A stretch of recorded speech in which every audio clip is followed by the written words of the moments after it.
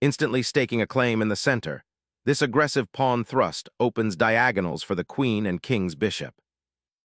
Instantly contesting the center's dominance, this Sicilian defense aims to disrupt white's potential pawn chain and create an asymmetrical battleground. Developing a knight towards the center signals an intention to control key squares and prepare for pawn advances. Opening the path for the bishop, this sets a solid, albeit slightly passive, defensive structure. Strengthening the pawn chain and preparing to develop the king's bishop offers a flexible, solid foundation. Developing the knight here gracefully prepares for eventual pawn breaks and supports central ambitions. Preparing a fianchetto, white aims for kingside harmony and a long-term positional grip, subtly unbalancing black's central ambitions. Developing the knight to e7 offers a flexible post, potentially supporting a later d5 advance or preparing for kingside castling while keeping the f6 square open for another piece. Developing the bishop on this diagonal aims to pressure black's queenside pawn structure and prepare for kingside castling. Solidifying the pawn chain, while developing the bishop aims to restrict white's queenside expansion. Securing the monarch is paramount, now allowing for controlled development of the queenside. The bishop now finds a commanding diagonal, eyeing the kingside and preparing for central pawn advances. Bringing the rook to the e-file prepares for central pawn advances and potential tactical skirmishes, increasing pressure along the open column. Solidifying central influence, this pawn advance boldly claims space and prepares to challenge white's piece coordination. Developing the knight to its natural outpost solidifies central influence and prepares for potential d4 ambitions.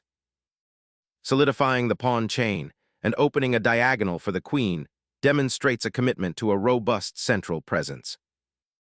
Sharpening the knight's dance, this redeployment prepares for a central pawn thrust, potentially targeting black's slightly cramped queenside. Safeguarding the monarch opens the path for pieces to connect and develop, solidifying the queenside. Redirecting knight towards the queenside outpost creates immediate pressure on the c-pawn and may disrupt black's pawn chain. Reinforcing the central pawns and preparing to challenge white's knight at c4. This advance aims to restrict black's queenside development and potentially initiate pawn storms on that flank, seeking a spatial advantage. Fortifying the e5 pawn and preparing to connect the rooks. This knight's jump aggressively contests the center and pressures black's pawn structure. Establishing control of the c-file for potential pressure becomes a primary objective, challenging white's central influence. Solidifying the center and preparing for a potential pawn push on d4, while also safeguarding the b2 square. Unleashing a pawn storm, black aggressively challenges white's central control and opens attacking avenues towards the kingside.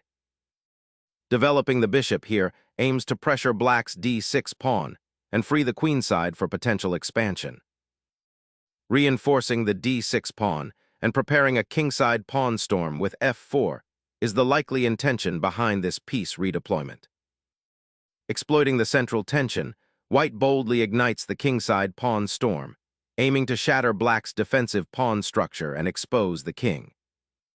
Expanding queenside space with b6 aims to reinforce the light-squared bishop's influence and prepare potential queenside play. Unleashing the queen to target the queenside and disrupt black's pawn structure creates immediate pressure. Shifting the rook to b8 shores up the queenside and prepares for potential.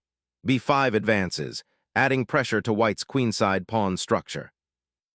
Sharpening the pressure on the queenside, this sortie eyes potential breakthroughs, subtly restricting black's queenside development.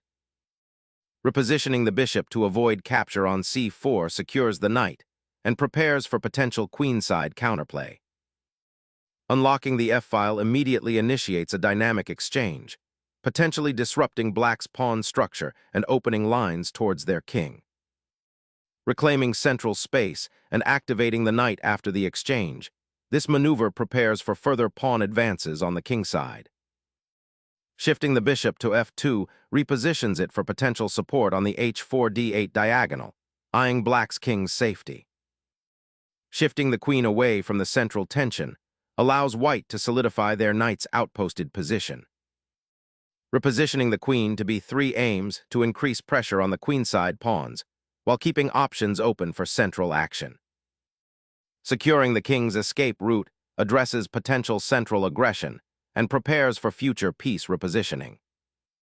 Shifting the queen to c2 seeks to unburden the file and prepare for potential pawn advances while maintaining pressure. Repositioning the queen aims to re-establish control over the queenside and potentially prepare for pawn advances. Preparing to challenge the queenside's pawn structure opens up new avenues for piece activity. Repositioning the bishop to a more active diagonal prepares for future pawn breaks and better central control. Attempting to unbalance the center, but it leaves your king exposed on the kingside. Reinforcing the rook on the c-file, this maneuver adds defensive solidity and prepares for potential pawn pushes. Opening the central files now may either liberate white's knights or expose his king to a fierce Sicilian onslaught. Recapturing the pawn reopens the path for the king's escape.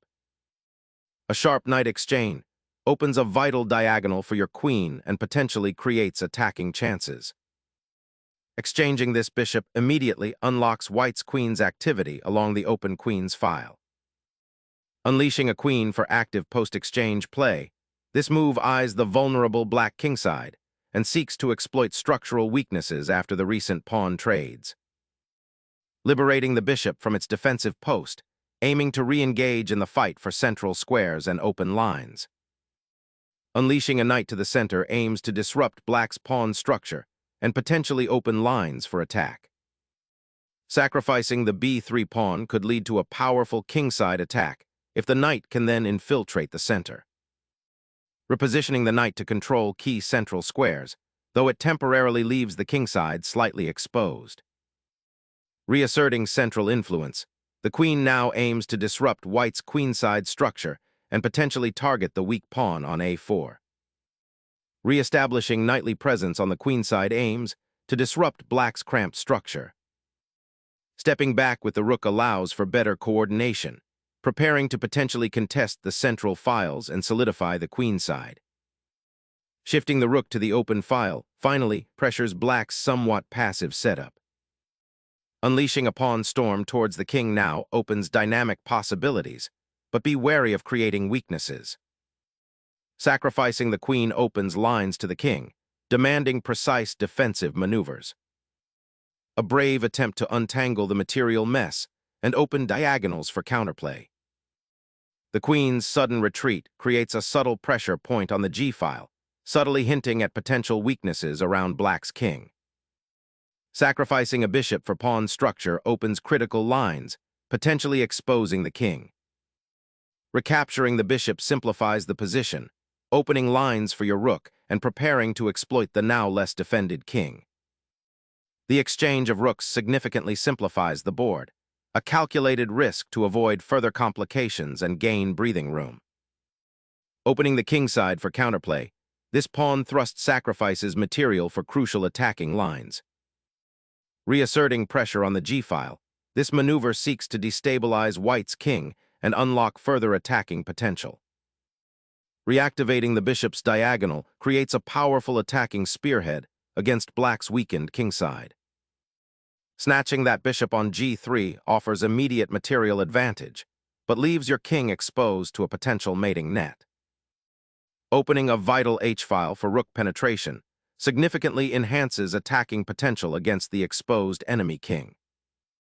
The rook now claims an open file, aiming to disrupt the opponent's king safety.